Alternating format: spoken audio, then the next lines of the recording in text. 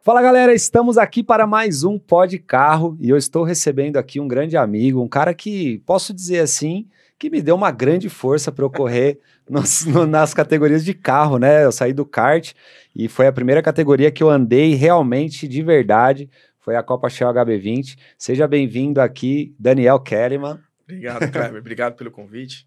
Obrigado por poder dividir um pouquinho o meu tempo com você aqui no Pod Carro. Vai ser um prazer bater esse papo bacana contigo. Cara, e assim, a gente, não sei quando vocês vão assistir, mas a gente acabou de voltar de uma competição.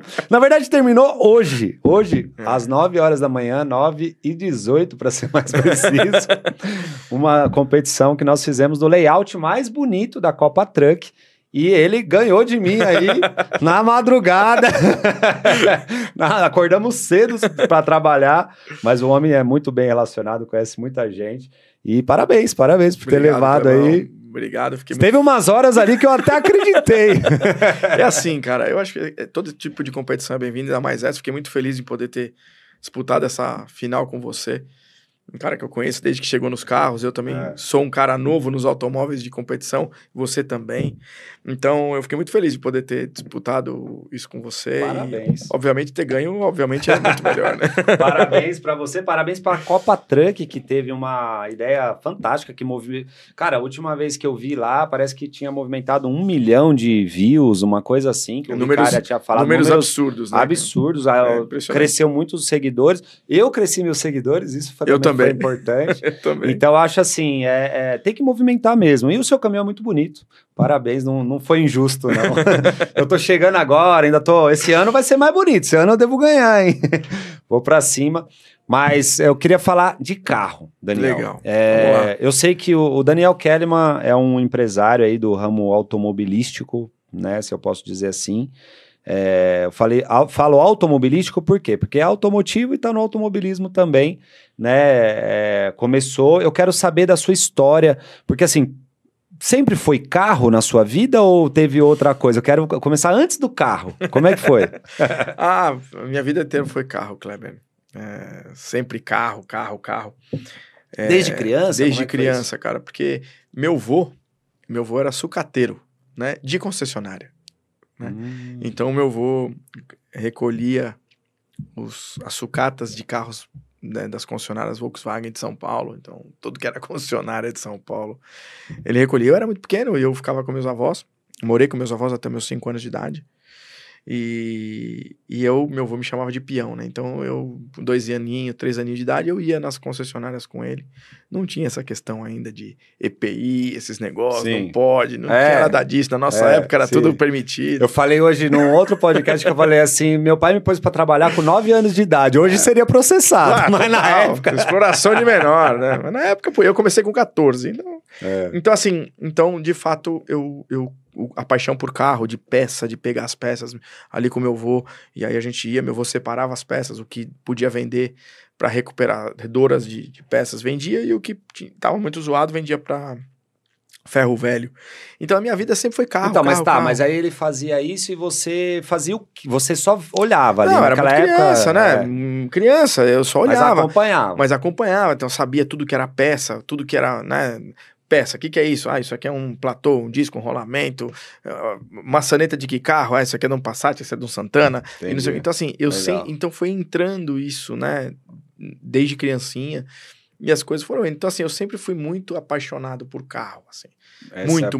Acho que esse é o principal, né? Esse é o principal. Então, acho que tem criança que não gosta de carro. Sim. Tem criança hoje que eu vejo menino que não brinca de carrinho, celular. Mas é o celular, é os bonequinhos, não sei o quê. Cara, minha ideia era carrinho. Era carrinho. Você chegar em casa, no meu escritório em casa, é só carrinho pra todo lado. É uma maluquice. Legal. Mas o carro pra mim faz parte da minha vida, Kleber. Eu posso dizer que parte integrante da minha vida chama-se carro. E como você começou a trabalhar com carro? Foi assim, Kleber. Foi bem legal essa história.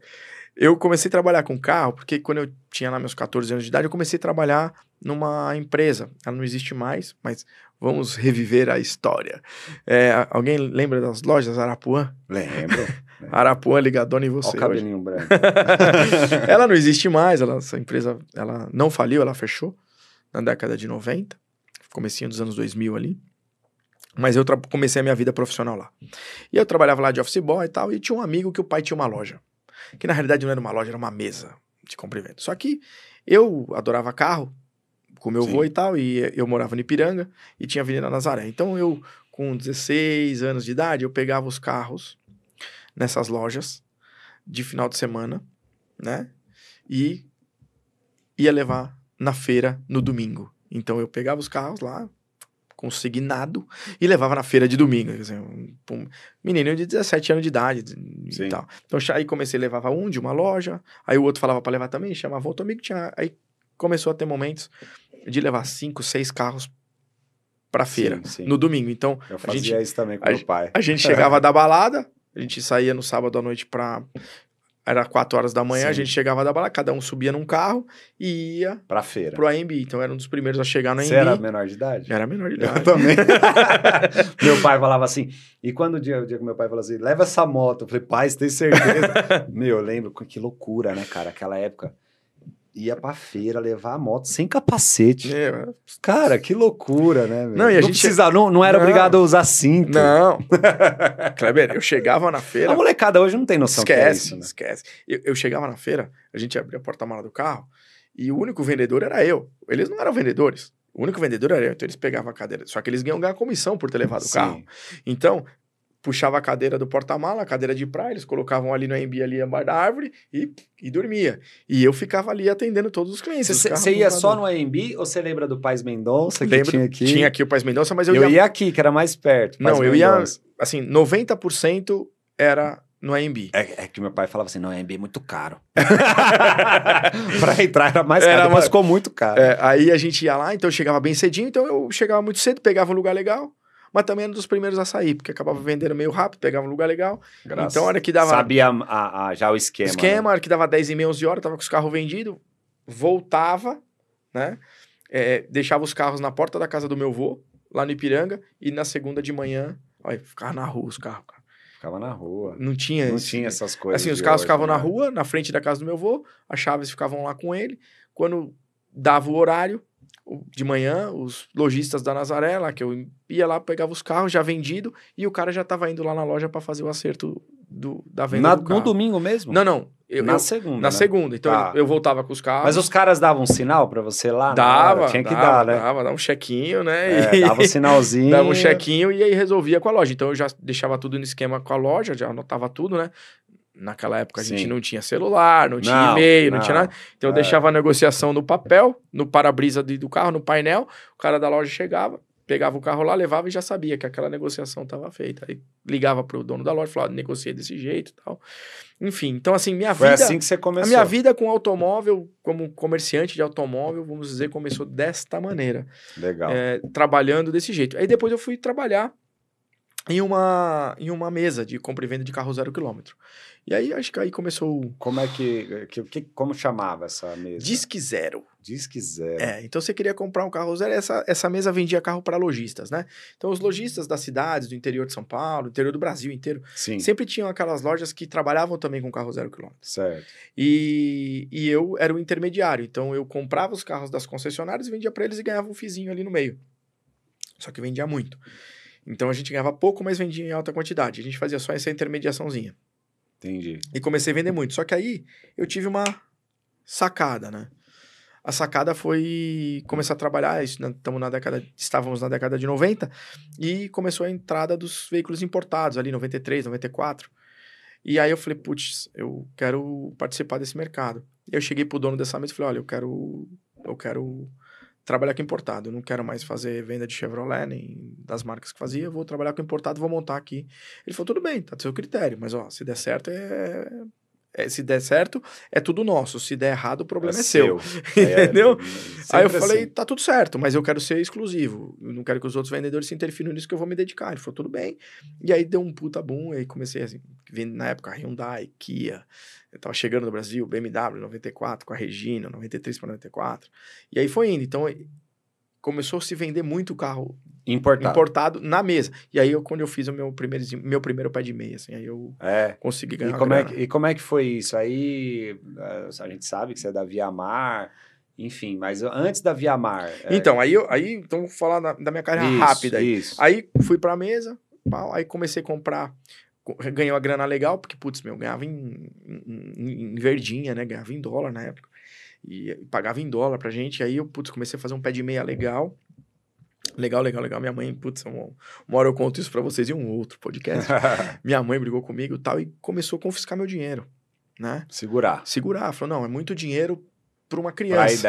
Pra idade. E eu tinha 17 para 18 anos, Kleber. E aí ela começou a segurar a grana. Falou, um dia eu te devolvo, mas eu quero saber quanto você tá ganhando. E eu dava o dinheiro pra ela. Então, dava uma grana legal, uma grana boa Legal. mesmo. Quando ela me devolveu o dinheiro, já ficou me retendo uns 2 anos de salário, cara. Veio uma puta grana. Uma puta grana legal. Você nem, assim, você não fazia, você tava trabalhando e não fazia conta a gente ali. A gente é comerciante, né? A gente é vendedor. Então, eu já não dava mais tudo pra ela também, né? Era... sobrava uma grana, eu segurava, ou chegava, e ela ligava pro pai desse meu amigo, que era o dono da mesa, e ele falava, ô, seu Luiz, não me ferra, me dá uma moral aí, me dá um dinheiro, mas senão eu vou Senão embora. como é que eu consigo? Aí ele, não, tudo bem, aí, mas vê lá e tal, mas eu dava, assim, diria que ela queria que eu ficasse com 20% do que eu ganhava. Sua mãe trabalhava também? Trabalhava, enfim, trabalhava. Só que eu chegava em casa e ela queria saber. Isso era onde? Você morava onde? Eu morava no Ipiranga. Morava no Ipiranga. Tá. E aí, cara, e assim foi, e ela foi me forçou a fazer esse pé de meia, que agradeço Isso, pra caramba ela, né, cara? A educação financeira. Assim, agradeço muito a minha mãe por isso. E aí, juntei uma grana. Quando ela me deu a grana, dava pra comprar. Eu já tinha um carro legal, porque eu tava segurando um dinheirinho. E eu já tava com um carrinho legal, tudo certinho e tal, mas tinha uma puta grana. Aí eu fui, peguei e comprei uns carrinhos. Uhum. Comprei uns carrinhos usados e comecei a trabalhar com esses carrinhos usados. Lá na Nazaré, nessas lojas lá, consignando o meu carro. Ó, comprei um carrinho aqui e tal, pá. Puta, cara, mas aí um dado momento, tomei um golpe e perdi tudo. Comecei a colocar carro numa loja. Eita. Moleque, né, cara? Tinha. Mas a gente tem que passar por. Eu também. Tem que passar por umas dessas. E aí, perdi tudo. Pra aprender. Perdi tudo. Vamos começar de novo. E aí foi de novo, tal, papá, mas já um pouquinho mais calejado, um pouquinho com uma forma de ver e agir das coisas um pouquinho diferente. E aí juntei uma graninha e fui de novo e tal. E aí virei vendedor de concessionária. Então, o fato virei de fato vendedor de concessionária, me especializando em vender carro 0 km para o consumidor final. E aí, qual foi a concessionária? A primeira concessionária que eu trabalhei foi chamada Ponto Sul, uma Chevrolet que existia onde é a Rumo Norte hoje, lá perto do aeroporto. E aí me formei também, fiz, né, todos os meus estudos. Estudou. E aí um belo dia eu entrei de vendedor na Chevrolet Viamar, né? Então, isso que ano, Daniel, mais ou menos? Viamar foi 2001, quando lançou o Celta. Lançamento do Celta Online. E você já tinha vendido o Hyundai?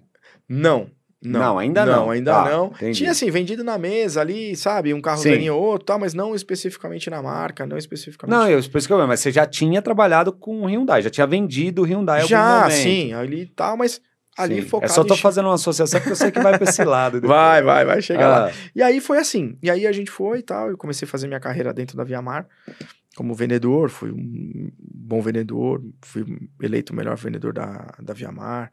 A gente era, como que se diz, referência em Chevrolet, como é até hoje, desculpa, mas somos até hoje. E fui o melhor vendedor da Viamar, fui o melhor vendedor de São Paulo, fui o melhor vendedor da rede Chevrolet, ganhei alguns prêmios, etc. E aí, acabei subindo, né? Então, saí de vendedor, virei supervisor. Aí fiquei de supervisor um tempo na Viamar, virei gerente. Aí fiquei ali de gerente um bom tempo. Sim. E aí, de fato, começou a vir as oportunidades, né? E meu sócio hoje é um cara muito visionário, né? Um cara com uma visão muito boa. Modéstia à parte dizendo. Me enxergou como um potencial... dizer assim... Sócio, não, mas nem sócio na época. Um potencial... player dele ali dentro da empresa, um bom executivo, falou, putz, cara, esse cara aqui vai me dar um fruto legal, vou regar essa semente. E assim foi, Kleber, e aí as coisas foram se desenvolvendo dentro da minha carreira, foi quando eles resolveram abrir as Hyundais. né? Então, resolveram abrir as Hyundais, me chamaram, falaram, Daniel, putz, acho que você tem oportunidade aqui pra dirigir essas empresas pra gente. E falei, por que não? Né? Por que não? E fui. E aí foi, né? E a gente começou, eu ia na fábrica, que era um importador na época, falou, putz, tem a oportunidade de abrir mais uma loja. Eles, então vai lá e vê se dá. E pegava, voltava, abrir mais uma loja. E abrir mais uma loja, colocava de linha de frente. Não, eu tava como diretor-geral da operação, muito novo, era muito novo. Quanto? 29 anos de idade, então era muito novo, 29 para 30 anos ali. Tá com quanto hoje, Daniel? Fiz a semana passada 48. 48? É, uns 48 anos. Tô te Então, alcançando já. então foi assim. Então foi assim, aí as coisas foram, e a gente foi crescendo a empresa, crescendo a empresa, crescendo a empresa. Aí acabei virando diretor-geral, e aí foi, e aí... E aí veio o Nissan também, aí em 2009... Não, aí veio o Subaru, né? Veio o Subaru. Representaram o Subaru também no Rio. Aí fomos Subaru. Aí veio o Chery. Aí veio... A gente foi um dos primeiros concessionários Chery do Brasil. Ainda quando o carrinho aquele carrinho não era tão bonito como é hoje. Depois eles aprimoraram bastante. Sim. Tinha o QQ, S18, feio, né? Puta, os carrinhos... Quando eu vi eles investindo em share, eu falei, cara, mas por que será? E depois que eu vi os carros, eu falei, entendi, porque melhorou muito, né? Não é isso. Eu falo isso sempre, eu falo que a evolução dos carros chineses também se deu, né? Sim. E eu vou chegar lá. Isso. Então, a gente foi Chery, foi Nissan, a gente abriu Nissan, abriu Renault, abriu Volkswagen, e aí foi indo. Não sabia. Né? E foi indo. E aí, em determinado momento, a gente como empresa também decidiu se moldar um pouquinho e entrar um pouquinho em um outro... Enxugar a empresa, fazer um negócio mais sustentável, sair de concessionários fora de São Paulo, que eram mais difíceis de tocar, e aí nos concentramos na cidade. Aí a gente ficou com Nissan, GM e Hyundai. Aí a gente ficou com esse formato, e hoje, Nissan, GM, Hyundai, BYD, e agora chegando o Kia também. Ó, que legal, cara. Agora tá indo... Ó, não sabia, tá vendo? Novidade aqui no Pode Carro, hein, galera? Grupo Viamar agora, com BYD, que eu não sabia, e com... Kia. Com Kia. Pô, que tá bonito os carros da Kia, né, cara? Assim, coreano, né? Coreano. É família, né? Família Hyundai. Né? Hyundai e Kia é a mesma empresa na Coreia. O desenvolvimento dos produtos são no mesmo lugar. É em Namyang, que é o desenvolvimento dos produtos da Hyundai, e Kia são lá feitos. E, então, assim, as plataformas são iguais, elas estão juntas, então muitas peças que servem no carro Kia servem no carro Hyundai. Legal. E como o Daniel Kellerman chegou, né, você representa várias marcas, mas você é presidente da associação da Hyundai? Sou presidente da Associação Brasileira dos Concessionários Hyundai. E como foi isso? Então, a gente... Lembra lá que eu falei que a gente começou a abrir Hyundai, a gente abriu 17 concessionários Hyundai. E aí, um belo dia, o presidente na época, um grande amigo, Tom Silveira, acabou saindo da presidência, né? Ele acabou saindo, teve uma migração onde ele trabalhava, e era uma migração dele de executivo para dono de concessionária. E ele ia ficar com uma vacância, e aí ele ia ter que sair da associação. E aí, Daniel, putz, você é o maior, né? Você é o maior em número de concessionárias. Em número de concessionárias. Então, acho que nada mais justo que você, tal. Foi um susto, porque tinha 30 Daniel, mas uma anos. dúvida que eu sempre tive, né? Que eu acho que o Pode Carro é justamente pra gente... Aqui é livro aberto, cara. É livro aberto. Mas uma dúvida que eu sempre tive... tinha vocês, a Viamar, que era muito forte, vocês pegaram a parte de vender os HB20 e os Creta, foi isso? Uhum. E aí tinha... Porque o pessoal pergunta assim, não, Viamar é os HB20 e Creta e a Caoa ficou com os outros carros. Como é que... Explica isso aí pra gente, porque muita gente pergunta. Não, isso é muito legal a gente tirar essa dúvida da galera. É assim, que mudou tudo de novo. É assim, lá quando começou, existia Tucson, i30, Azira, Santa Fé, Veracruz. Tinham esses carros. HR, né? Então, na década dos anos 2000 ali, de 2005 até 2009 e tal. Tucson vendia pra caramba. A gente vendia muito carro. Então, essa foi a fase. Aí, lá nesse período, eu virei presidente da associação, né? Então, nessa fase.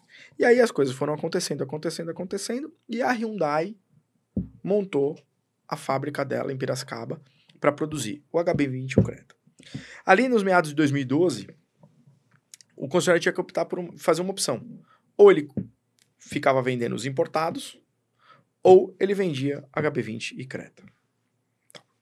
Nossa opção foi vender HB20 e Creta, vendendo produtos fabricados pela Hyundai no Brasil, não os produtos importados. Teve concessionários que ficaram com os dois, né? Então a Caoa... Então era opção. Era opção. Em 2012 você tinha que fazer essa opção. Um ou outro. Ponto. Teve grupos que tinham muitas lojas que optaram pelos dois. Parte das lojas virou HB20 e... E por que não vender na mesma loja? Porque existia uma divisão dos produtos. Quem era importado eles nacional. eram importados pela Caoa. E os carros nacionais eram da Hyundai. Entendi. E como existe uma lei que rege o segmento, que é a lei Renato Ferrari, é um mito do nosso segmento automotivo no Brasil, e a lei diz que você tem toda uma série de compromissos com o seu importador ou com o seu fabricante. Entendi. E aí, por isso, tinha que ser separado. Como a importação era de um e a fabricação do outro, a gente tinha que ser separado. Com uma distância de 2 km de uma loja da outra, tem toda uma lei que toca esse negócio. Fica então, bagunçado. Exatamente. Então, foi por isso, e aí a gente optou, em 2012, por seguir com a HB20. Hoje, não existe mais isso. Não tem mais. Não. Eu trabalhei muito... E mesmo porque acho que a Caoa não tá mais forte com o Hyundai, né? Não, eles são fortes. É o maior grupo do Brasil. São grandes amigos lá. O próprio Carlinhos hoje que então eles são Chery e Hyundai. Chery e Hyundai. Tá. Eles têm hoje em torno de 40 lojas Hyundai no Brasil. É que eu nunca mais vi aqueles comerciais da Caoa. Porque eles acabaram, é isso que eu vou chegar. O que aconteceu? Agora, a Caoa não é mais a importadora de produtos Hyundai. Quem importa os carros Hyundai é a própria Hyundai. Então, eu trabalhei muito nisso daí, nesse período, desde... Então, quem faz o comercial é a Hyundai. É a Hyundai. Entendi. Entende? Agora casou pra mim. É isso, agora então, casou. assim, eu trabalhei nisso desde 2015, Kleber. Foram quase 10 anos. Foram 9 anos, para ser bem exato, pra gente chegar. Foi de final de 14 até 2023, pra gente acertar que isso ia mudar. Eu, como presidente da associação, sou presidente da associação há 15 anos. Então... trabalhei fortemente nisso. Como você foi eleito presidente da associação? Quem elege o presidente da associação são os concessionários do Brasil inteiro. E aí tem um conselho? Tem um conselho. Vamos lá, eu vou fazer uma analogia aqui para vocês entenderem. Uma associação é mais ou menos como um condomínio, né? Então, cada concessionário... Imagina, é um apartamento. É um apartamento. Então, você tem que eleger um síndico. O síndico, no caso, é o presidente. Legal. Então, que no meu caso é o presidente. E aí tem o conselho. E aí tem a diretoria. Tudo. Porque ali a gente lida com o quê? A gente lida com os interesses dos concessionários. Então, a gente tem que negociar com a fábrica. Eu negocio com a fábrica. Se aquele produto está bem precificado. Eu estava vindo para cá. Eu estava conversando agora com o Oscar. Um abraço para o Oscar, que é o diretor nacional de vendas. A gente estava vendo uma posição de como encaixar o Tucson, né? Em um momento aqui o HR, em um momento de mercado que a gente vai precisar acontecer. Então, a gente estava aqui conversando como fazer. Em vez de eles negociarem isso com 240, eles negociam comigo e isso vale para os 240. Então, eu tô há 15 anos. Então, graças a Deus, eu acho que o trabalho está sendo bem feito. Eu tô há síndico há 15 anos. Daniel, vou te fazer a última pergunta sobre o seu lado empresário, o Grupo Viamar, porque depois do comercial nós vamos falar de automobilismo, que a gente tem muito para falar de automobilismo também. O homem só não é empresário do ramo automotivo, é do automobilismo também. Por isso eu disse no começo automobilístico. Você né, fez todo o grupo, ajudou todo o Grupo Viamar chegar onde chegou e tal. Quantos funcionários hoje vocês comandam, quantos funcionários? E como que é esse dia a dia? Como que vocês conseguem hoje gerir toda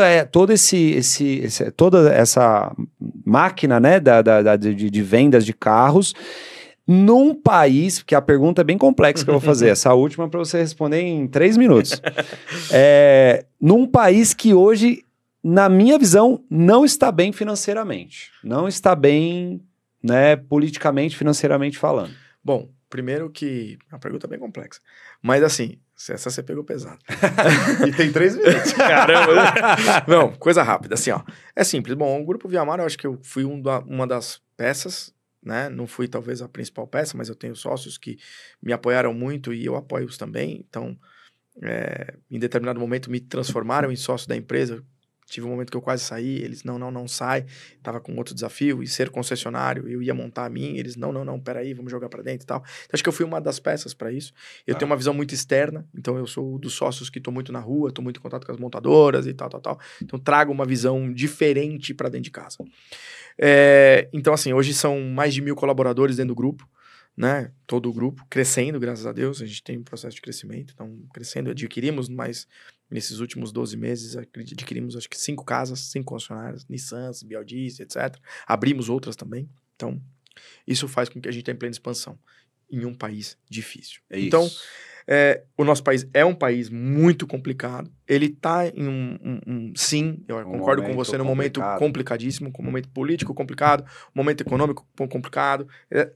Aqui não estou falando de política, estou falando da situação do nosso país. Né? A minha pergunta, até para esclarecer um pouco mais para o nosso, né, telespectador, é que é um momento que a galera fica com medo, inclusive, de comprar carro novo, de falar, pô, vou tirar um dinheirinho ali. Mas, Kleber, o brasileiro é fodido. Entendeu? É bom. Porque é o seguinte, a gente já passou por muitas crises. E essa vai ser mais uma. Então eu falo isso sempre. Então assim, o brasileiro ele sabe o momento, ele acaba arriscando, ele acaba indo. Óbvio que as vendas acabam caindo, a gente tem que conseguir ali adequar melhor a nossa vida dentro da nossa empresa, redução de custo e etc. Tomar muito cuidado pra gente não subir o custo muito alto, depois ter que fazer demissão. Ter uma empresa enxuta, claro, né? No sentido de que fecha a conta. Exatamente. Então é isso. Mas então, só para concluir, vocês ainda veem, por exemplo, vocês falaram, estão em franco crescimento e comprando concessionárias, ainda dá para acreditar que estamos avançando, não estamos regredindo. Eu acho que assim, no país eu acho que a gente regrediu bastante, mas eu acho que em todo momento de regresso é onde você tem oportunidade de crescimento. Enquanto uns choram, outros vendem lenço. Exatamente, é mais ou menos isso. Entendi. Daniel, então no próximo bloco agora a gente vai falar de automobilismo. Eu sei, e eu quero falar também, por isso que é só para chamar a galera não sair daí. Você me contou uma história uma vez, dentro de uma festa que a gente tava, que era da High Speed. E eu acho muito interessante como que você começou no automobilismo, lá o lance do kart, que você, enfim, você vai contar toda essa história agora no próximo bloco. E, gente, vamos falar de Copa Shell HB20, Copa Truck, e agora o homem é o novo gestor da Old Stock, que inclusive eu vou estar batendo roda com ele também, nos opalões aí, a mais de 220 por hora, né? Exatamente, ali ó, arrepia. Eu falo que opalão é igual gaita, tem que saber tocar. É isso aí. Então vamos pro próximo bloco e voltamos com o Pod Carro na sequência, valeu.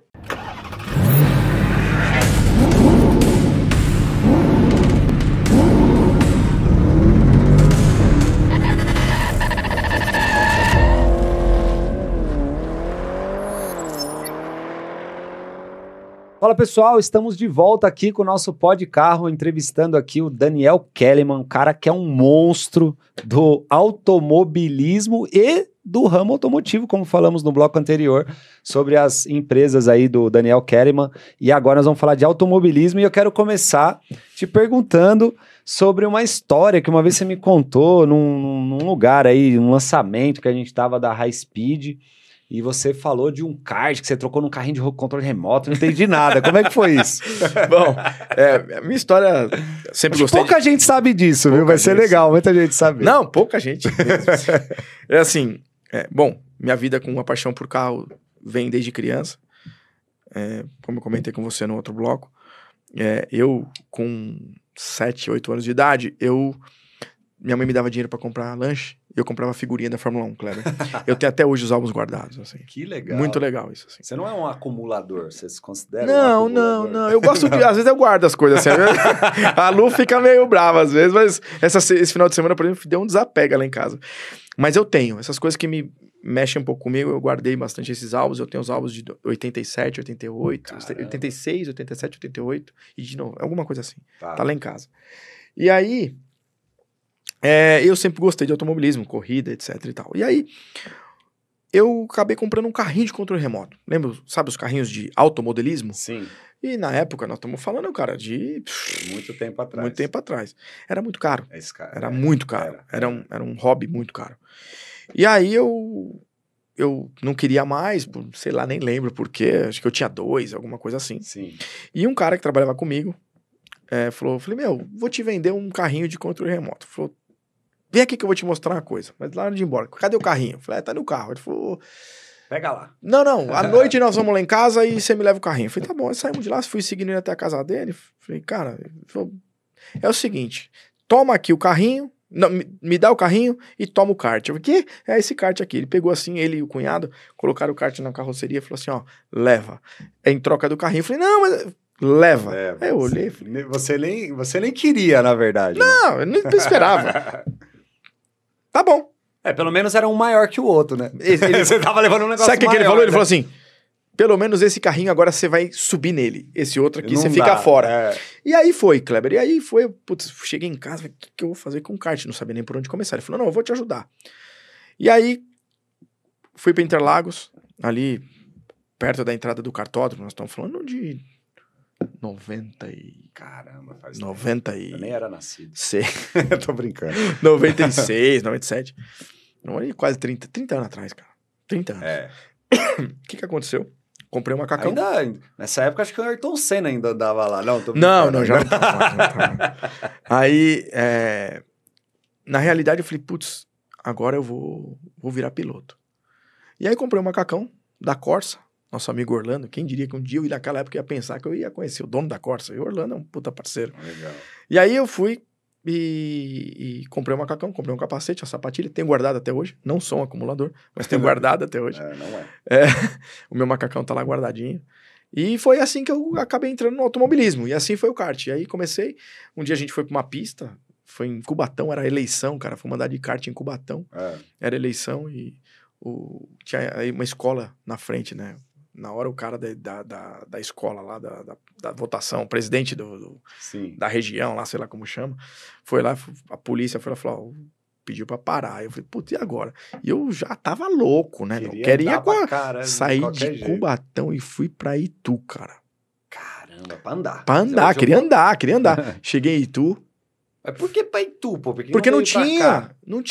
Aldeia? Não esquece. Não tinha. Tinha granja já. A granja tava começando, tava bem começando, mas detalhe, tinha que andar com escapamento. Eu não sabia que o cartódromo de Itu é mais antigo que o da granja. É mais antigo, Esquincariol é mais antigo. Aí o que aconteceu? Aí foi um negócio legal. E detalhe, na granja tinha que andar com abafador na época. Porque era só os 2 tempos, Parilla, os V4, os PCR. Não tinha 4 tempos. Isso é coisa mais recente. E era muito barulhento. E você tinha que andar com abafador. Nem sei se hoje tá assim lá. Você anda com abafador ainda, né? Então, mas aí o que aconteceu? A gente saiu de Cubatão e fomos para Itu. E aí? Dia de eleição. Domingo. Chegamos em Itu, fechado. Oh, meu Deus. Eu falei, cara, eu tava... É que não era igual hoje, né? Vou te olhar no Google, aqui está aberto. Esquece. Aí, molecada, como é que era? O que aconteceu? Fechado. Eu fiquei tão puto. Eu falei, vou tirar esse kart da carretinha, eu vou andar aqui na rua. O segurança, pelo amor de Deus, não faz isso, ó. Mas passou um pessoal aqui que foi pra Piracicaba. Meu Deus. Saímos de Itu e fomos pra Piracicaba. Cara, quando chegando lá, era já por volta de umas 5 da tarde. 4h30. Imagina, saí de Cubatão. Sim. Foi pra Itu. Cansado já. Eu e minha mulher, a Lu guerreira comigo, cara. Já tava com você? Já, a gente namorava. Aí, vamos pra... Chegamos lá, já era 4 e pouco, até tirar o kart, não sei o que, 5 horas da tarde.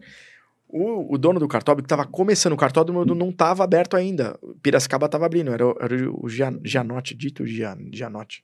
E ele era concessionário Mitsubishi na época. E aí ele, olha, mas vou fechar daqui a pouco, tal. Eu falei, não, mas... pode andar aí, cara. Deixa eu andar. Nós andamos, eu e esse amigo... ele comprou um kart, cara. Pessoal, ele comprou um kart pra andar comigo. Aí ele comprou um kart e voltou a andar. E eu coloquei meu kart pra andar. E os dois andaram. Tava escurecendo. O Dito entrou na pista e falou, vocês não vão enxergar mais nada. Chega. E assim foi a minha entrada no automobilismo, vamos dizer assim, pelo kart. Uma passagem pequena pelo kart, mas porém... bem legal, bem bacana. E quando foi a hora que você, ali, andando de kart, pouco tempo você andou de kart, mas que se você fosse, puta, eu levo jeito pra esse negócio aqui. Cara... eu gostei e quero fazer. Mas não pôde fazer por quê? Vou explicar. Assim, a vida da gente, ela às vezes entra em bifurcações, né? Ela entra. Então, a minha vida naquele momento pintou uma bifurcação ali na frente, que era o trabalho, era se dedicar. Sim. Eu trabalhava de sábado, domingo, feriado, né? Nossa vida no ramo de automóveis é meio ingrata nesse sentido, né? Então, perdi a condição de continuar sendo um esportista ali. E aí parou. Aí parou e eu acabei ficando realmente adorando o automobilismo, mas assistindo o automobilismo. Mas ficou aquela coisinha, né? Assim, mal resolvida. Né? É, ficou uma coisa mal resolvida. Sabe aquela coisa mal resolvida na sua vida? É o que aconteceu. Aí você foi e falou assim, não, então peraí, deixa eu resolver esse problema com 5 toneladas a mais. Não. Aí, Kleber, um cara que, bem bacana, o Anderson Borges, tinha uma blindadora, tem ainda uma blindadora, e foi lá na Via Mar um dia e tal, e falou, põe um patrocínio lá no Opala. Eu falei, puta, cara, não vai rolar, meu, aprovar aqui internamente e tal. Não, posso colocar o nome Via Mar no capô do Opala e tal? Aí eu falei, pode. Eu falei, não, eu quero colocar. Eu falei, pode. E era no carro, no Opala do Rafa Lopes. Um grande parceiro também. E aí... Um abraço aí pro Rafa Lopes. Abração pro Rafa. E aí o Rafa ficou andando com o Via Mar. E um dia ele falou, só que você tem que vir no autódromo. Eu nem no autódromo tinha ido. Quando eu cheguei e vi aqueles Opala, eu falei, meu, isso aqui é maravilhoso. Eu quero isso aqui pra mim. Só que eu queria automobilismo. Na hora que eu vi aqueles Opala, a milhão na reta. Aquele barulho que você sabe que é encantador. Falei, não, vou comprar um carro. E comprei um Golzinho de corrida. Do Zebrinha. Comprei um Golzinho dele. Tá lá guardado esse Gol até hoje. Não sou acumulador. Tá lá guardado. Esse Golzinho vai ficar pra história. E tá lá o Golzinho. Tá lá guardado lá na Race, lá na Corifeu. E aí, ele nunca consegui dar uma volta com o Gol. E aí eu falei, putz, vou atrás. Aí conversando com o Rafa pra lá, com o Rafa pra cá. Falei, vou fazer um HB20. Aí o Rafa, então tá bom, faz. Pô, posso fazer um também? Eu falei, pode. Aí fizemos 2 HB20, um pra mim e um pra ele. Nós dois desenvolvemos o HB20 e tal. O Rafa foi um grande parceiro nessa história. Inclusive, eu fui testar esse... Acho que você nem sabe, mas eles me chamaram. Foi o Elal e o Rafa tava indo pro Sul pra testar um HB20 lá em Guaporé. Que era o meu carro. Que era o seu carro. E eles falaram, meu, vamos junto, Kleber. Aí eu falei... Você foi? Eu não sabia. Eu fui. Você não sabe mesmo, porque sabia. Foi meio escondido. Não sabia. Eles me chamaram e foi a primeira vez que eu andei de HB20. Aí eu apaixonei lá. Eu dei 3, 4 voltas. Eu não sabia disso. Foi. Cara, que legal. E eu nunca... Assim, eu tinha andado de carro de Golzinho aqui em Interlagos, então foi antes de eu... Não, foi depois que eu já tinha andado na Porsche. Mas eu fui lá... testar esse carro e foi lá que eu falei, não, vou andar nesse negócio aí, então, cara. Aí a gente fez aqueles carros, mas aí eu não podia andar, porque aí a história da Hyundai, começa a se configurar a história da Hyundai, e aí eu de fato, cara, falei, putz, um cara me ligou e falou, putz, olha, eu falei, eu joguei um verde, a gente é vendedor, né? Falei, putz, cara, eu tenho um patrocínio aqui, tal. Ele falou, não, quem vai te patrocinar sou eu, você não vai patrocinar. E eu fechei o patrocínio. Liguei pro Rafa, falei, Rafa, cara, tô numa Intracruz e Espada, porque o cara me ligou e eu fechei um patrocínio pra 2 carros. Que carro? Eu falei, 2 Opala. Ele falou, pronto, tá resolvido. Eu falei, mas não tem Opala. Ele falou, peraí que eu vou resolver. Você tem os patrocínios? Eu falei, não, os patrocínios estão na mão. Ele falou, então tá bom, então eu vou resolver a questão do carro. Vamos virar parceiro nessa história? Eu falei, ótimo, vamos embora. E aí foi assim. Aí o Rafa comprou um outro Opala, né? E ficaram os 2 Opalas iguais, o meu e o dele. Que era muito legal. Que era o 45. Sim. E ele que me 45, batizou com o número... 54. Ele que me batizou com 45, que era o inverso do número dele, que era o 54. Então, a gente ficava 45 e 54, 2 Opalas iguaizinhos, era uma equipe que a gente acabou fazendo. Legal. E aí foi. Aí foi quando eu comecei mesmo, de fato, Kleber, virar piloto. Falei, putz, agora que eu sentei no Opala, quero, e eu tenho uma coisa que eu me pergunto na vida, querer, poder e dever. Eu queria, eu podia, devia. Não sabia. E o Opala é muito legal, né, gente? Porque assim... Quem pilota o Opala, tem muita gente que tem medo, né? Porque fala, cadeira elétrica, não sei o quê. É nada, é assim, lógico, você tem que andar num Opala bom, de uma equipe boa, mas assim, quando você acelera aqueles 6 boca ali na reta de Interlagos, cara, que grita, que você fala assim, puta, tá chegando a hora de frear, será que vai parar? E o negócio para e vem. Claro, não tem as mesmas proporções de carros que vai ter pneu slick, enfim.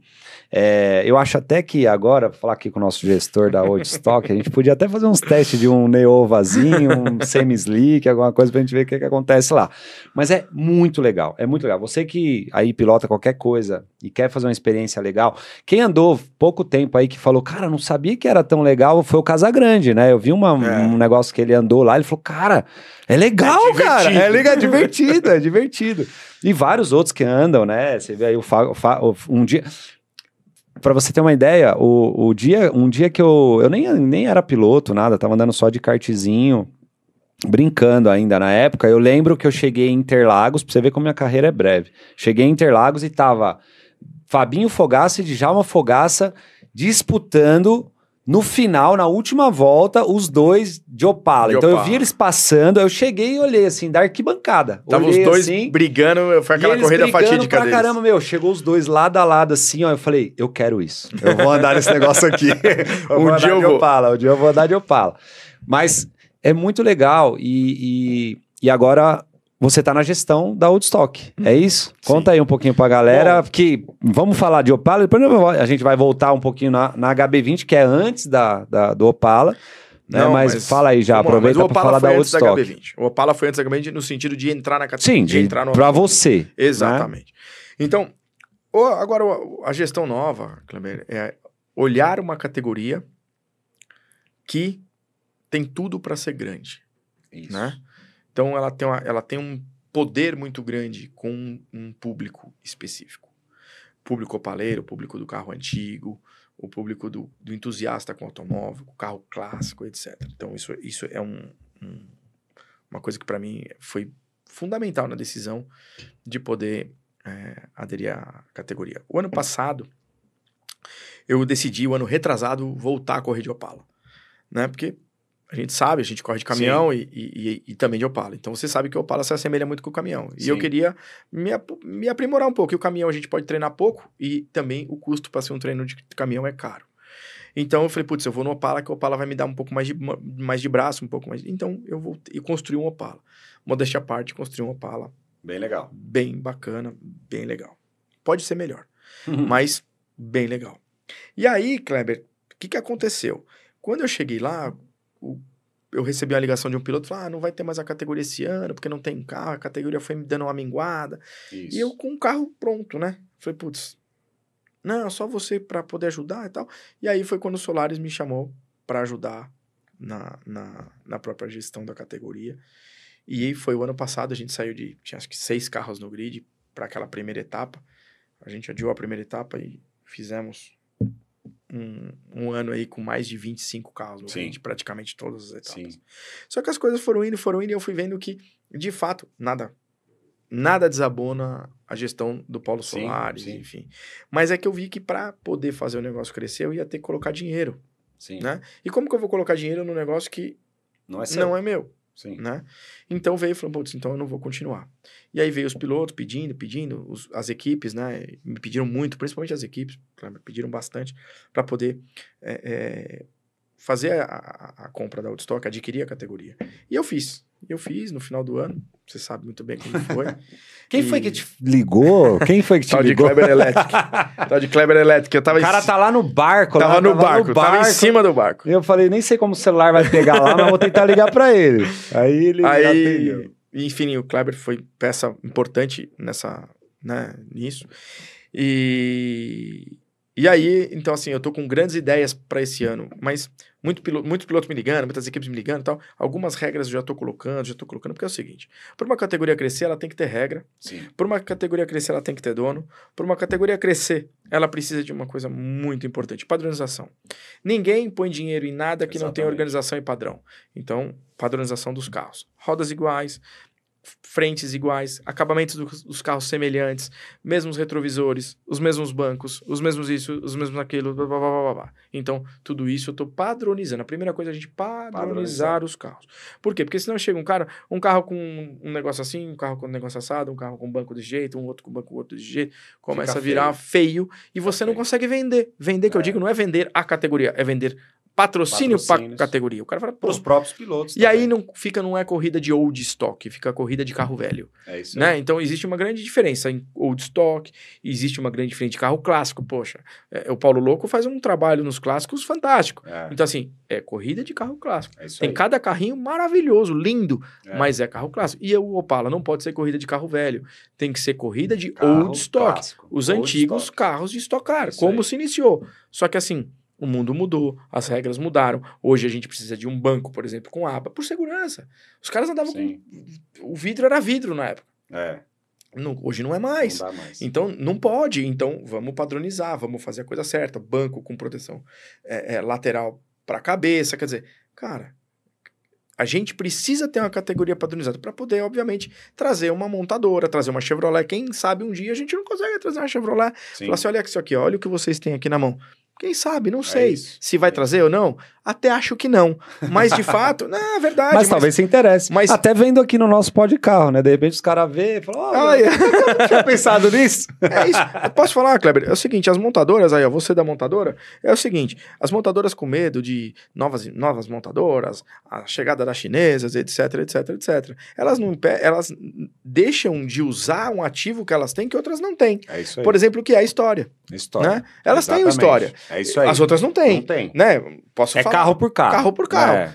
Mas uma Chevrolet tem uma história. Tem um Opala, desde 1979. Tem no nosso país. Nosso país. Então, assim, desmerece as chinesas? Não. Desmerece as coreanas? Não. Desmerece as alemãs? Não. Mas por que o americano gosta e é tão defensor, né, do carro a combustão, do Chevroletzão? Mas eu quero dizer o seguinte, é um diferencial dela. Muito então, bom. Assim, eu entendo, a Chevrolet agora, por exemplo, anunciou, né, nos 100 anos, inclusive meu Opala estava lá no evento da Chevrolet de 100 anos, simplesmente uma situação bem legal. Nós, concessionários, vamos reformar carros antigos e vamos vender os carros dentro da nossa revenda. Ó, que legal. Inclusive o Opala. Puta ideia. Então, assim, é um negócio que eles estão fazendo. Então, assim, eu acho que a nossa categoria tende muito a crescer. Bora. E eu quero... Voltei. Inclusive, um abraço aí pro Jefferson Luizão, a minha antiga equipe, que é Big Power, Fernando. E detalhe, o Kleber foi campeão, tá, gente? Vocês não sabem, ele foi campeão de Opala. 2023. O ano passado eu corri 2 etapas. Uma eu consegui ganhar, foi em Interlagos, junto com a Truck. E a outra eu só fui passar a faixa pro campeão só. Faz parte. Bom, falando bastante de old stock, vamos falar aqui de Copa Shell HB20. Copa Shell HB20, como é que foi aquela loucura lá no começo? Conta bem rápido como é que foi aquela loucura para iniciar a Copa Shell. E como tá a Copa Shell hoje? Bom, vamos lá. Hoje a Hyundai tem nos apoiado bastante. No início também apoiou, foi um momento muito crucial para a gente fazer. A gente começou com 20 carros, Kleber. E você participou desse período, né? Dessa época, e a gente... Coincidentemente, sempre tô por perto, né?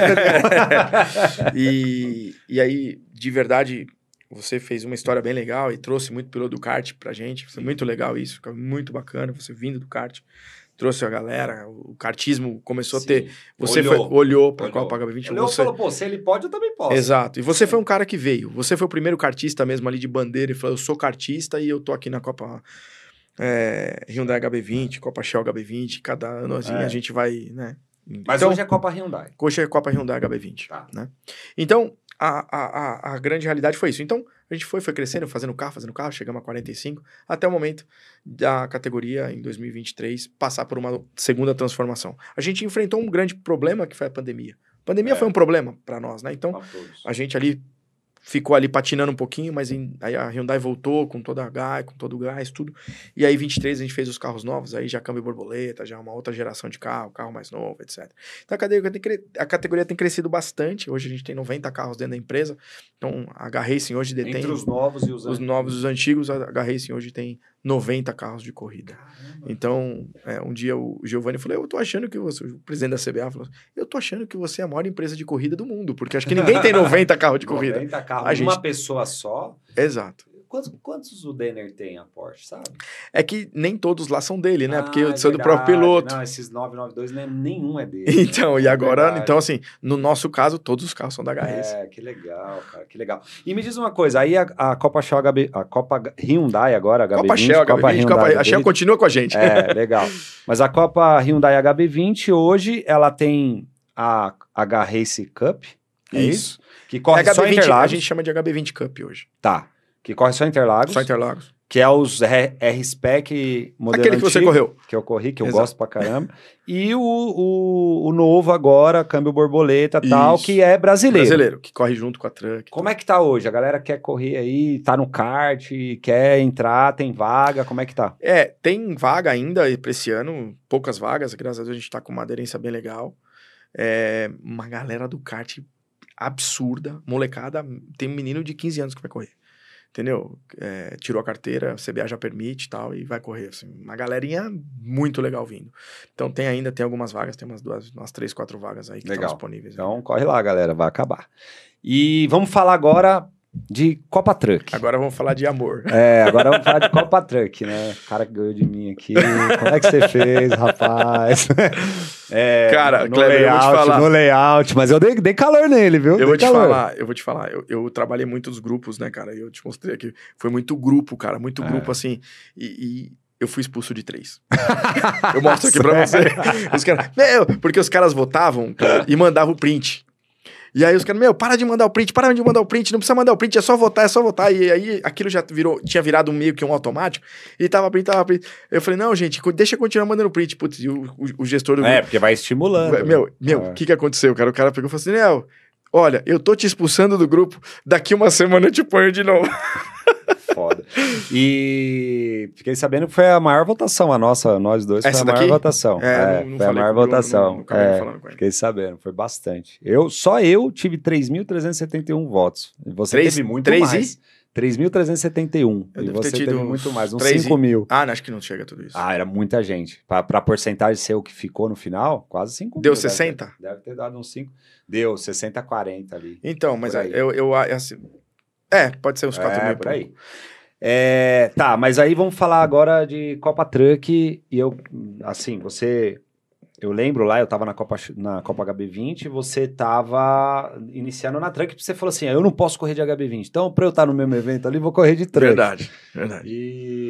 E aí você iniciou. Fala um pouquinho dessa carreira, quantos anos já? 6. 6 anos já?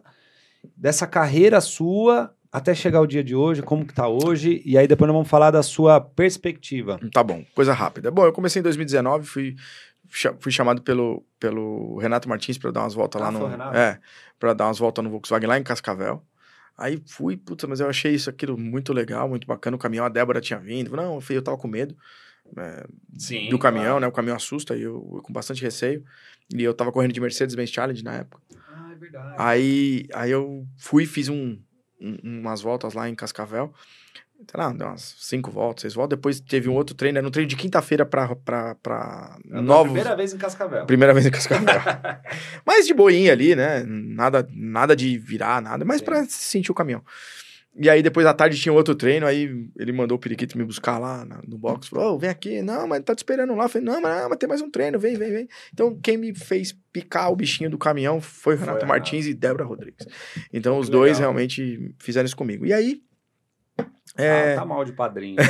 E o Beto foi um que me incentivou bastante também, né, o Beto que já corria lá com o Renato, falou, traz Daniel, o Renato fez. E aí, foi indo, aí eu acabei indo pro Pedro Paulo, fiquei correndo 1 ano, depois comprei meu caminhão do Pedro, aí foi quando o André me chamou pra ir pra equipe Mercedes, fui pra equipe Mercedes, fiquei com o André, depois foi quando o Roberval comprou a equipe, o André tinha me oferecido a equipe pra comprar, eu não me sentia preparado pra ter uma equipe, e aí eu não comprei, ele falou, vou vender, eu falei, ok. E vendeu a equipe comigo dentro, né, que eu já corria lá, tava tudo certo, vendeu pro Roberval, continuei mais 2 anos na equipe do Roberval, 22 e 23, e aí em 23 eu decidi montar minha própria equipe, e a Demais Motorsport, pra 24, e aí o ano passado foi o primeiro ano de... Demais Motorsport. E como que tá? Tá legal, é um desafio, né, Kleber? Você também é dono de equipe, você sabe como que é, né, cara? Não é fácil. Nada fácil. Nada fácil. É bem complexo, para ser sincero. E como vai ser esse ano? Cara, a expectativa é muito boa para esse ano, né? Ainda não posso anunciar aqui, porque eu não sei quando esse programa vai ao ar, mas eu tenho um piloto novo na minha equipe, uma pessoa estreante na Truck, que acho que vai ser bem legal para a categoria por si. Pode ser piloto ou pilota, né? Pode ser piloto ou pilota. E de fato, isso eu acho que vai ajudar bastante a nossa equipe crescer eu acho também. E profissionalizar, porque tá vindo uma pessoa junto com ela que é bem profissional e vai ajudar bastante a gente a crescer. Que legal, que legal. E aí, vamos lá, estamos chegando no fim aqui, ó, mais um pouquinho, e eu quero perguntar para você agora, agora nós falamos de tudo isso, né? Copa Hyundai HB20, Old Stock, Copa Truck, o que vem mais aí pela frente, Daniel? Fala aí. Tem. Eu acho que vai alguma coisa pro lado do Endurance. Tem também. Tem Endurance, né? A própria Hyundai, a própria Copa Shell HB20 vai ter uma prova de longa duração. Uma não, mais de uma. Mas tem uma categoria nova que vai chegar. É mesmo? Eu não posso dizer aqui ainda pra você. Caramba. Eu já comprei. Sempre que eu tô por perto, eu me convido. Você vai gostar. Garanto que você vai gostar. Eu te conto depois em off, pra depois um próximo podcast a gente falar dela. Daniel, estamos chegando ao fim. Manda seus agradecimentos. Fique à vontade, Kleber. Aí. Cara, agradecer a você primeiro. Obrigado. Por esse parceiro que, né, já posso dizer de longa data, né? Porque não é de um ano, né, Kleber? Não. A gente tá aí desde 2019 que você começou com a gente. Então, obrigado. Já trabalhamos juntos, já discutimos. Já fui piloto da categoria dele. Ele já torceu pra mim. Já foi meu patrocinador. Já foi seu patrocinador na Copa Truck. Tem o quadro dele aí, inclusive, que você me deu. E, cara, quanta história, né, meu? E não tem muito tempo, né? Mas parece que já passou a vida aí. Só te agradecer de verdade por toda essa história que a gente acabou construindo. O automobilismo curto, nossa história no automobilismo é curta, mas já de grande relevância. Então, agradecer. Legal, quando a gente foi pra final do layout lá, eu falei, cara, a gente tem muita história, né? Puta, vai ser legal. E então é isso. Daniel Kellerman, muito obrigado mesmo. A casa é sua, sinta-se à vontade. Sempre que quiser voltar, você já sabe agora. E vamos para a próxima. E esse ano promete, hein? Promete. 2025, muito. Copa Truck, vamos para cima que Jesus tá on. Batendo roda. Valeu. Tamo junto. Abraço.